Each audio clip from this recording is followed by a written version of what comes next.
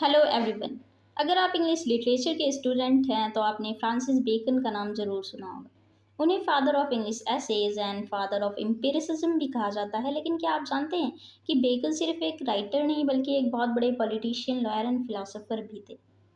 He was born in 1561 and वो अपनी writings में अफोरिस्टिक स्टाइल का यूज़ करते थे। अफोरिस्टिक स्टाइल क्या होती है कि कम से कम वर्ड्स में अपनी बहुत बड़ी प्रैक्टिकल बात कह देना। आज हम उनके सबसे फेमस और प्रैक्टिकल ऐसे ऑफ एम्बिशन को डिस्कस करने वाले हैं। एंड बेकन का मानना था कि एम्बिशन एक ऐसी चीज़ है जो इंसान को बना भी सकती है एंड मिटा भी सकती है। एम्बिशन का मतलब क्या होता है? लालच, यानी कि कुछ बड़ा करने की चाहत। लेकिन उनके एसेज को डिस्कस करने से पहले उनकी पब्लिशिंग डिटेल्स को डिस्कस कर लेते हैं। जैसे बेकन ने अपने एसेज को 3 अलग-अलग एडिशंस में पब्लिश किया। फर्स्ट एडिशन जो था वो 1597 में आया एंड इसमें टोटल 10 एसेज थे। सेकंड एडिशन 1612 में आया एंड इसमें 38 एसेज इंक्लूडेड थे। एंड थर्ड एडिशन जो 1625 में आया एंड ये लास्ट एडिशन था, इसमें टोटल 58 एसेज थे। और आज हमारा टॉपिक जो है ऑफ एम्बिशन पहली बार 1612 के सेकंड एडिशन में पब्लिश हुआ था एंड बाद में थोड़े चेंजेस करने के बाद इसको 1625 के फाइनल एडिशन में इंक्लूड किया गया था। बेकन सिर्फ एक राइटर नहीं बल्कि ये किंग जेम्स फर्स्ट के कोर्ट में लॉर्ड चांसलर भी थे। इसलिए उनकी जो राइटिंग स्टाइल को अफोरिस्टिक स्टाइल कहते हैं। जैसे मैंने पहले भी बता दिया कि कम से कम वर्ड्स में अपनी प्रैक्टिकल बात को कह देना, इसी को अफोरिस्टिक स्टाइल कहते हैं। आज हम इसी ऐसे ऑफ एम्बिशन को लाइन बाय लाइन समझेंगे। तो इसका जो पहला कॉन्सेप्ट है कि एम्बिशन इज लाइक कॉलर। ऐसे के स्टार्टिंग में ही बेकन ने एम्बिशन को कॉलर से कंपेयर किया। रेनेसेंस के टाइम पर लोगों का मानना था कि ह्यूमन बॉडी 4 फ्लूइड्स यानी 4 ह्यूमर्स से चलती है, जिसमें से एक कॉलर था जो फायर और गुस्से को रिप्रेजेंट करता है। बेकन ने अपने ऐसे में लिखा है, ambition is like choler which is a humour that makes man active, earnest, full of alacrity and it's tiring if it to be not stopped. इन्होंने एम्बिशन को कॉलर से कंपेयर किया है। कॉलर CHOLER वाला कॉलर है यहाँ पे। And collar को हिंदी में आप लोगों ने सुना होगा पित्त, उसको ही उससे इन्होंने एम्बिशन को कंपेयर किया है। इन्होंने बताया अगर जो कॉलर होता है वो बॉडी में ठीक से फ्लो करे तो इंसान जो है वो एक्टिव एंड एनर्जेटिक बनता है। वैसे ही अगर एम्बिशियस जो पर्सन होता है उसको सही रास्ता मिले तो वो देश एंड सोसाइटी के लिए बहुत बड़ा काम कर सकता है। बेकन आगे लिखते हैं कि but if it to be stopped and can not have its way it become adust and thereby malign and venomous. Venomous क्या होता है? हार्मफुल, विनाशकारी। यानी अगर किसी एम्बिशियस पर्सन को रोका जाए या उसका रास्ता ब्लॉक कर दिया जाए तो उसकी एनर्जी अंदर ही अंदर पॉइजनस बन जाती है, जहरीली बन जाती है। वो कंस्ट्रक्टिव होने के बजाय डिस्ट्रक्टिव हो जाता है एंड दूसरों के खिलाफ कॉन्स्पिरेसी करता है, साजिशें करता है।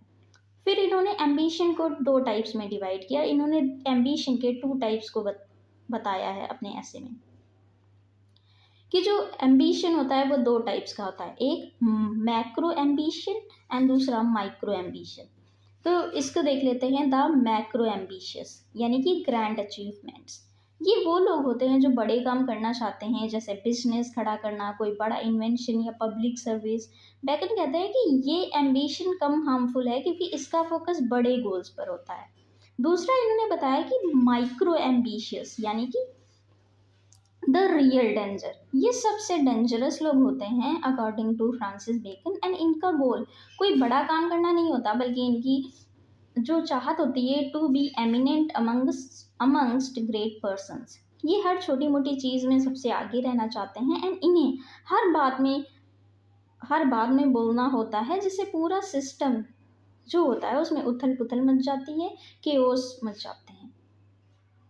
अब इन्होंने फिर उसमें इन सब से बचने का रास्ता क्या बताया है? अब यहाँ पर बेकन का पॉलिटिकल एक्सपीरियंस काम आता है।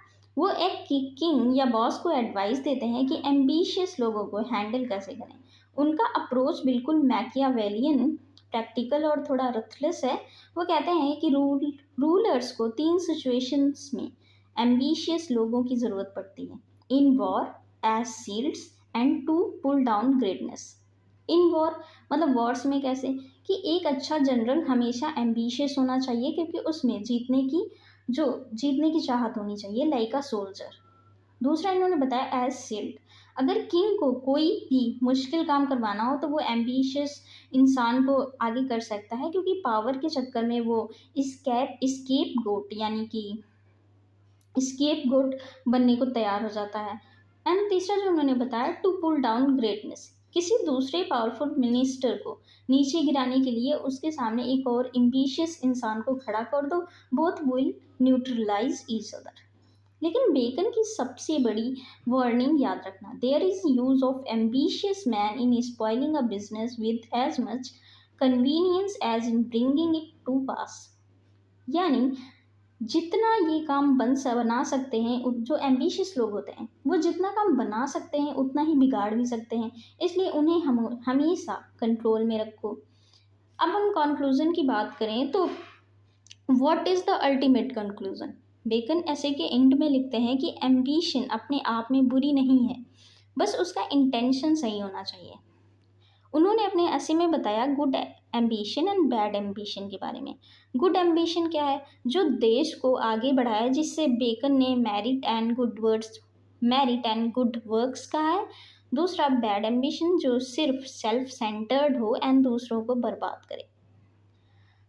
बेकन का ये 1612 का ऐसे आज की कॉरपोरेट वर्ल्ड और मॉडर्न पॉलिटिक्स पर भी परफेक्ट फिट बैठता है।